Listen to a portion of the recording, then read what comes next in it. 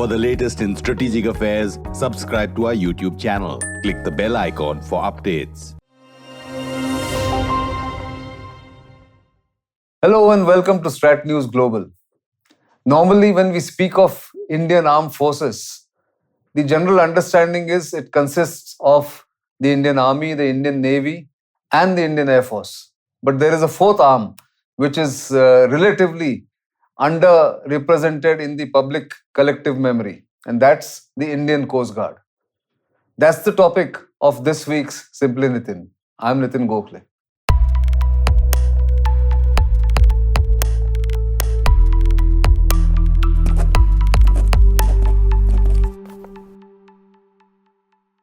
So what is the Indian Coast Guard all about? It is, as I said, the fourth arm of the Indian military. In war, it has a role in defending the territorial integrity and sovereignty of India as the other three services. But in peacetime, it is more a maritime law enforcement agency meant to protect India's vast exclusive economic zone. India's EEZ extends to about 2.3 million square kilometers. It's one of the largest in the world, and therefore the Coast Guard function and the Coast Guard duty also extends extensively to the EEZ. What are the main functions that the Coast Guard does? It is entrusted with what is called the EEZ security, coastal security up to about 12 nautical miles from India's coastline. The Indian coastline, as most of you are aware, is about 7,500 kilometers from east to west, complete peninsula. It is also entrusted with looking at marine safety, environment protection on the sea, and of course helping distressed fishermen and distressed boats or ships in trouble on high sea. In fact, the Indian Coast Guard celebrated its 46th Raising Day, and it's come a long way from its humble beginning of maybe a couple of ships and one or two aircraft. Today, it boasts of 150 ships or more than 150 ships and about 70 aircraft, mostly helicopters and Dorniers. They are entrusted, as I said, with rescue and relief operations, offshore security of India's assets like the offshore oil rigs of ONGC and of course make sure that smuggling, narcotics, human smuggling, all these are prevented, or even arms smuggling is prevented along India's vast coastline. And the Coast Guard actually came into its own after the November 2008 attack in Mumbai, popularly known as the 26/11 attack, when it was felt that the coastal security and the coordination between the Indian Navy, which has powers beyond the 12 nautical miles and of course on high seas and in distant lands, needed to coordinate well with the Coast Guard, and the Coast Guard needed to coordinate well with the marine police of different coastal states. And if you look at India's map, there are so many coastal states, starting from Gujarat in the west, going down to Maharashtra, Goa, Karnataka, Kerala, and then coming on the east coast to Tamil Nadu, Andhra Pradesh, Orissa, and West Bengal. So the entire coastline of 7,500 kilometers needs protection, and Coast Guard provides that. It is a force that is not normally in the public eye unless there is a high-profile arrest of narcotic smugglers, or there is some kind of an accident or oil spill, which is one of the other specialities that the Coast Guard has of containing oil spills. The Indian Coast Guard has come a long way, as I mentioned, from its beginning of a small force in 1977. Today, the regional countries in the region like Sri Lanka, Maldives, Mauritius, Seychelles, this side Indonesia, Thailand, they have cooperation with their Coast Guards, or their navies have cooperation with the Indian Coast Guard in marine protection and also environment protection or pollution control on the high seas. In fact, the Indian Coast Guard size has grown so big now that they are bigger than many navies in the region, in South and Southeast Asia. So it is an important organization directly under the Ministry of Defense. So the Coast Guard now is an important arm of the Indian national security setup. It has varied tasks and varied duties. It also has jurisdiction over the 2.3 million EEZ, as I mentioned.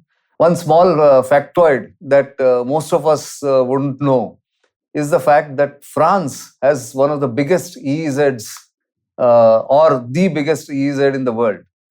You would wonder why a small country like France has such a large or the largest EEZ, because France has many territories in the Indian Ocean which are far away from France. The Reunion Island, for instance, in the Indian Ocean, is quite far away from France. So, if you have territory, then the area around a small island gets added to the exclusive economic zone. And that's exactly what the Chinese have been trying to do by creating artificial islands in the South China Sea to extend its own jurisdiction over the EEZ or have a larger EEZ for itself. But that aside, the Coast Guard has duties, as I said, to respond to distress calls, SOS calls, and also during the natural disasters like cyclones and even tsunamis. The Coast Guard has to come to the rescue of the people and also coordinate with the local authorities, the marine police, the fisheries ministries, the environment ministry. All of them are involved. In fact, the Coast Guard apparently deals with 11 different ministries in the government of India, which means it's a complex job that has been carried out by the Coast Guard people. There are about 20,000 officers and men, as I mentioned, over 150 ships and 70 odd aircraft. But to do this job efficiently, the Coast Guard is divided into 5 different what they call maritime zones or Coast Guard regions. These regions are, of course, the headquarters is in Delhi, near India Gate, but the regions are named Northwest, West, East, Northeast, and the Andaman Nicobar region. Their headquarters are respectively at Gandhinagar, Mumbai, Chennai, Kolkata, and Port Blair. Northeast is in Kolkata, East is in Chennai.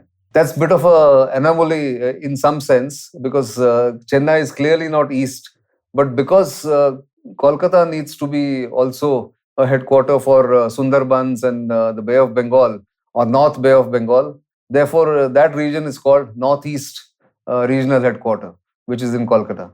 And Andaman Nicobar Command, of course, or Andaman Nicobar Regional Headquarter is based in or headquartered in Port Blair, because Andaman Nicobar Group of Islands actually add to India's larger EEZ, given that the landmass, which is about 1200 kilometers from India's mainland, the Andaman Nicobar Group of Islands, adds to India's larger EEZ, and therefore the Coast Guard has to keep a watch on all this.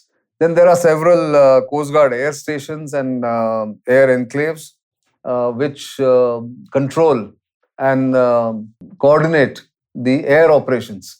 Many of the Dornier aircraft that Coast Guard has actually do a surveillance of India's EEZ, India's territorial waters, which are up to 12 nautical miles, which is where the Coast Guard has the jurisdiction.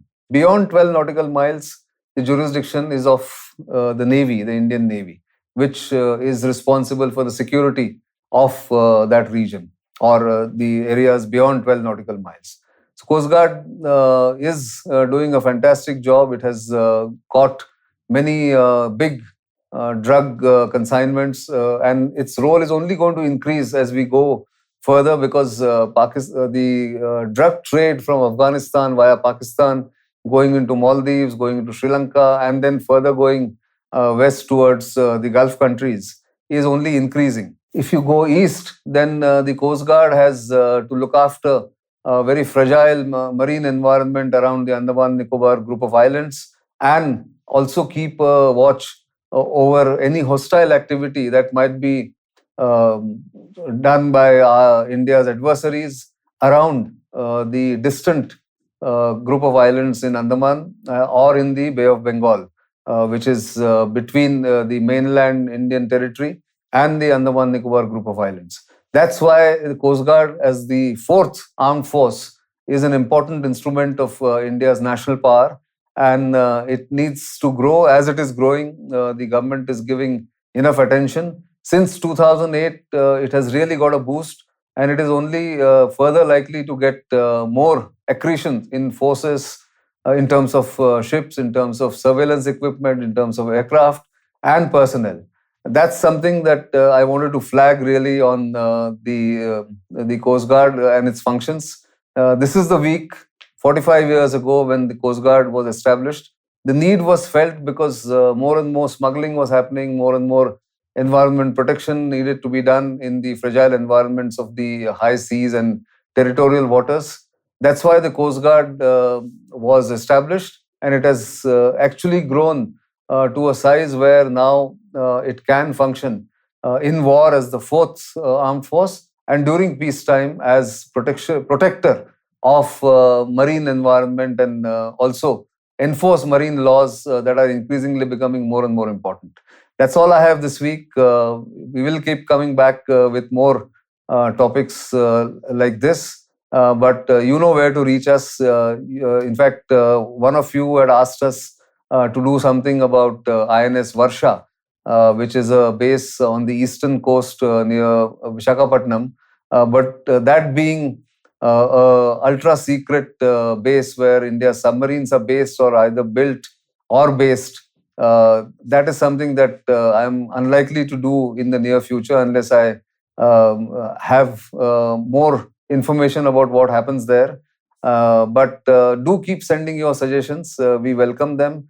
Your feedback is important for us. And of course, you know that we always request you, or I always request you to spread the word about StratNews Global through your network of friends, family, colleagues, and tell them to subscribe to our YouTube channel and follow our social media handles which are flashing on the screen.